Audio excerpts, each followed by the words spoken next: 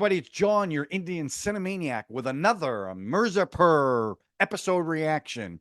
Tonight, yeah, tonight, I'm gonna talk about episode 3 and 4 of season 2. Interesting things happening in episode 3 and 4. Okay, so let's go right to episode 3. So the one thing I've noticed about this show, it doesn't do a lot of the Hindi film tropes of a lot of broad humor, and obviously not the musical numbers. I mean, there's music in it, but everything fits with what's going on in the show. There's nothing separate. Uh, but this was I thought very funny, and the way the two actors played it was really funny. So episode 3 opens with Kayleen and Magpul at a sex clinic because the Dawn has got premature ejaculation, and we all know how bad that can be. Um, but he's asking the doctor questions, and then he says, I'm doing this for him, and he turns to Magpul, and the expression on Magpul's face is just really really funny, and the doctor knows that it's for the Dawn. It's not for Magpul, but he kind of plays along. And it was also, I haven't really commented on the music. I like the music, but the music in the scene was very funny and fit the scene. So it was much lighter opening than you see in most of the episodes. The other thing they do, and they're doing this throughout the whole show with Bauji. Bauji's always watching these wildlife shows on TV, and there's always the narration is always spot on to what's happening at the moment, and this is exactly the same. So he's watching this show, and it's about power dynamic in the wildlife, but also in the crime world, right? And you see Beena in the background staring at him. She doesn't know He doesn't know she's there, and the narration says if she wants to save her life, she must tread lightly, and she's pregnant. So this relates directly to her. What is she going to do to save this baby? And I assume it's his baby. Um, okay, so now we get to meet Magpul's family, including Babar, who's been working with Guddu, who Magpul doesn't know that he's doing that. And also, Guddu meets with Lala um, after after the groom's father, who was killed in the previous episode. So Lala knew about it, and he's like, "Are you happy with this?" And Lala doesn't want to rock the boat with Mirzapur, not yet anyway. So he's kind of being patient about it. Okay, so now back to Beena. She is starting to formulate a plan, and she's starting to manipulate different sides. So again, this goes back to what I said in some of my other views, that this is Shakespearean, her role in this, especially. Um, so we'll see where that's going to go. And Bulbu's father is investigating the massacre at the wedding, and no one will be a witness for him, including Dimpy. At one point, the mother asks her to be a witness. She won't do it because her thing is it's not going to bring him back, and it's going to get everybody killed, which is true. Another thing that happened, I knew this was going to happen too when Bablu was alive. He kept writing things in the diary, Well, the diary finally showed up. I'm sure that's going to be a key role going forward because there's going to be things in there that the Tripathi family won't want known. And I assume Guddu and Golu are going to use that. We meet a new player, a finance guy named Robin, kind of a nebbish guy, but uh, he was a funny guy. And Guddu at first didn't like him, but I think he's turning for him. Okay, now here's the big reveal, right? The Tripathi gang tries to kill Gouda at Lala's house, and this is a great scene. They send a couple of guys to assassinate him at Lala's mansion, and they come up through the ocean, and it's just great the way it's shot. and it's dark, so you don't know what's happening. Lala gets stabbed. But Golu's the one who kind of figures it out. She comes out firing, doesn't hit anything because she's not good with a gun yet.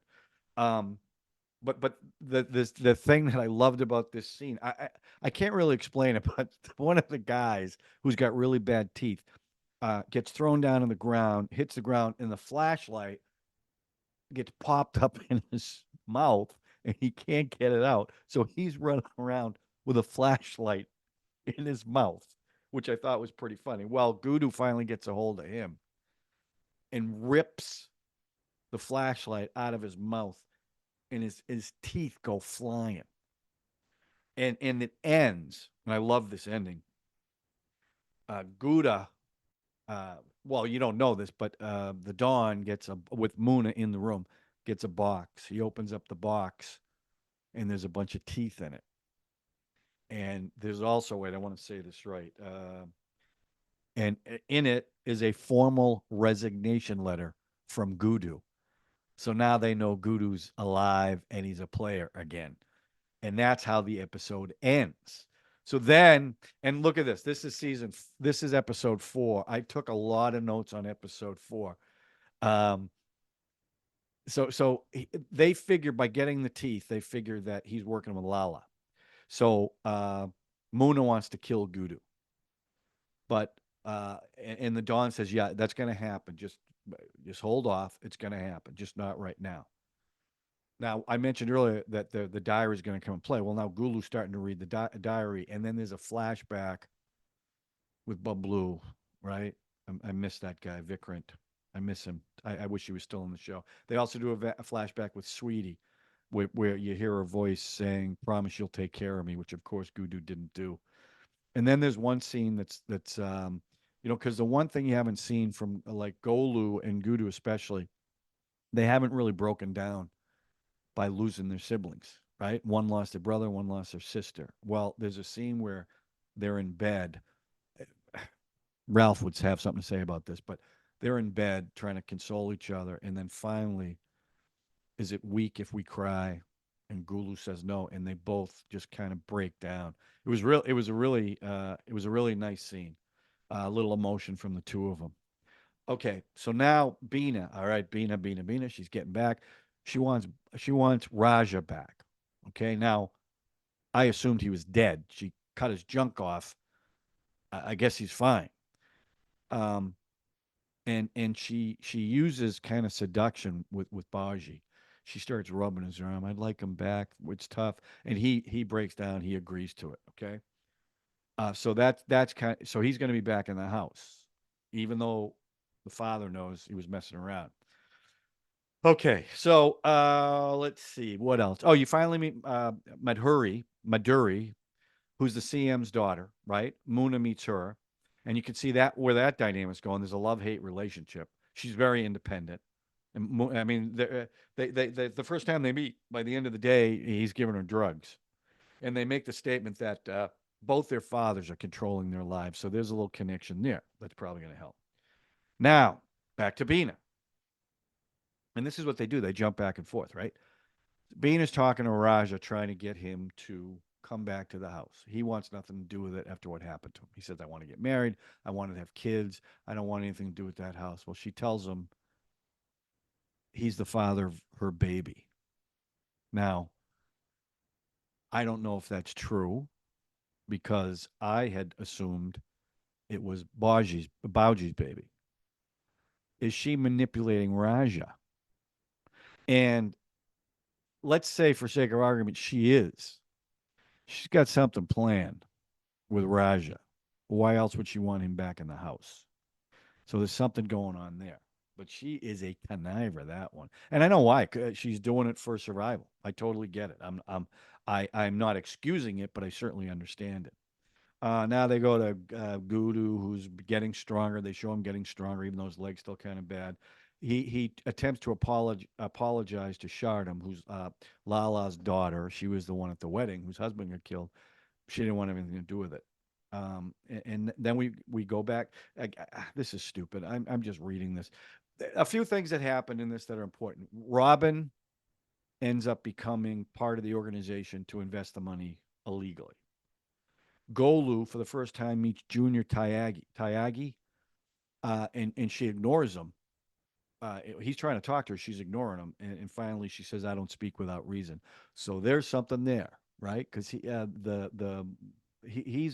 seems to be kind of not innocent, but I don't know. There's something about him that I like. So there's got to be something there. Uh, the Dawn confronts the distributors who are working for Lala. Muna ends up killing somebody at this meeting to make a point, which sets up a whole nother thing. And then there's this great scene which tells you everything about the two characters, Shardarm and Muna. Shardarm brings this nice bottle of wine after this event just happened. And he opens it up and he gets the wine glasses. And Shardarm is sitting there with the wine glass like you do.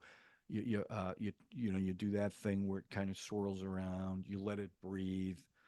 And what does Muna do? Muna's like, yeah, and slugs it down. So there's the difference, the contrast in those two characters. One is patient, a little less impulsive, right? Where Muna is all impulse, no self control, right? Perfect scene of the dynamic between those two. I loved that scene. But Shardam is smart. Again, remember he plays chess, right? He's planting seeds of doubt in Muna's head about the father, about the power dynamic, about taking the reins, about taking the throne.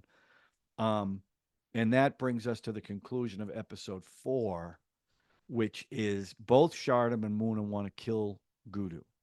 So they pretend to do a drug buy to get to him. Well, through the course of the buy, Guddu figures it out. Now there's a big shootout. Uh, Moon is in there with his sawed-off shotgun. Shardam's trying to get Guddu, and they're going bang, bang, bang. At one point, Guddu's got them both in a headlock, right? And they're flipping over each other. And the whole time, Moon is saying, I mean, as he's getting pummeled, I'm going to F you up. I'm going to F you up. I'm going to F you up. That keep going. And finally, Shardam hits a post in the middle of the ceiling. The whole ceiling comes down on Guddu. And, and, um, and it ends with Babar, who has been shot in this melee. The Moon and his whole gang take off, and all this wreckage on Guddu all of a sudden starts moving, and he picks it up, and he's okay. He's not dead. That's how it ends. Um, so 3 and 4. So again, what I'm seeing, and this one had more of the first season feel than any episode so far. This episode 4. But I'm definitely getting and I mentioned this in the last review. I'm definitely getting this one really had a soap opera feel. Not as much political stuff as the last two. So I know there's going to be more of that, but it definitely with the relationship dynamics. Although now, like I said, the fourth episode I felt was more like the first season, so I really liked it. So that's it. I'm dying to see what happens. I'm gonna watch 5 and 6, and I'll get back to you with that one. There's not a lot of these episodes, so I'm looking forward to it. I'm even gonna try to figure out how to do a trailer reaction for season 3 because I've seen that that's come out. If I can figure out a way how to do it, I'm going to do that because I'm looking forward to see where this whole thing's going to go. So that's it. That's episode 3 and 4. My little recap and review. Let me know what you guys think about it in the comment section. And I appreciate you guys watching. I appreciate your feedback. Thanks again, and we'll talk to you soon with another Mirzapur reaction.